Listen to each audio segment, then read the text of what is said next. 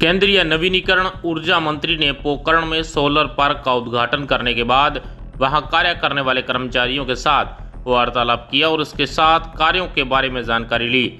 इस अवसर पर मीडिया से बातचीत करते हुए कहा कि आज 975 मेगावाट के रिन्यूएबल एनर्जी सोलर पार्क का उद्घाटन किया। एक ही स्थान पर रिन्यूएबल एनर्जी का इतना बड़ा प्लांट देश में यह पहली बार है।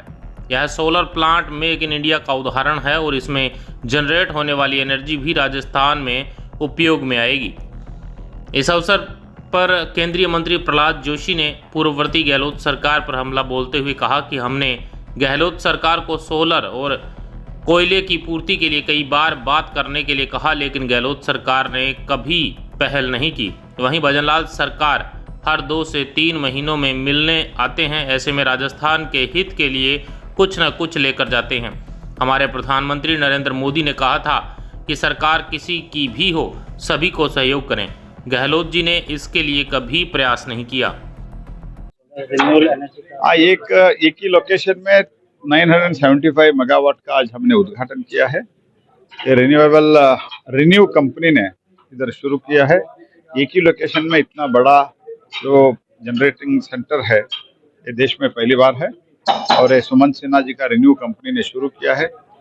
इसमें जो कुछ भी मॉड्यूल्स बने हुए वो राजस्थान में मेक इन इंडिया और मेक इन राजस्थान में है, और जो कुछ भी पावर जनरेट होगा वो भी राजस्थान में ही उपयोग हो रहा है। ये बहुत बड़ा ये राजस्थान सरकार के एक रिन्यू कंपनी का और रिन्यूएबल एनर्जी का डिपार्टमेंट का एक अचीवमेंट है। सर, आपने मंच को संबोधित करते हुए कहा कि पूर्ववर्ती गहलोत सरकार को आपने कहा था कि सोलर लगाएं, पर उन्होंने इस पर ध्यान सोलर के लिए कहा था, कोल के भी लिए कहा था, लेकिन उन्होंने किया नहीं। उन्होंने कभी भी आया भी नहीं। ये तो भजनलाल जी जो है हर 2-3 महीने में एक बार आके राजस्थान के कुछ मांग के लेके जाते हैं, क्योंकि ये राजस्थान के इंटरेस्ट में।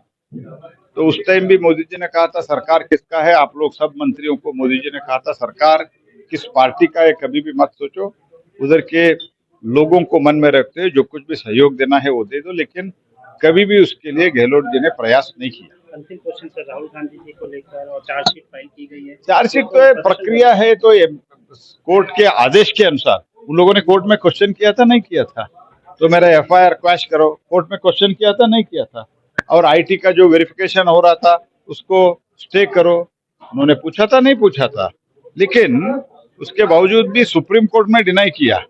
इसके बावजूद भी पॉलिटिक्स बोलते हैं, तो क्या करना। तो मनी लॉन्ड्रिंग हुआ है, ये तो ईडी के पास पूरा डॉक्यूमेंट है, कोर्ट निर्णय करेगा। एजिटेशन से होगा क्या? सरकार में 2 साल की सजा जरूर मिलेगी। 2 साल मुझे देखो ये कोर्ट में है, कोर्ट विल डिसाइड इम्पार्शियली।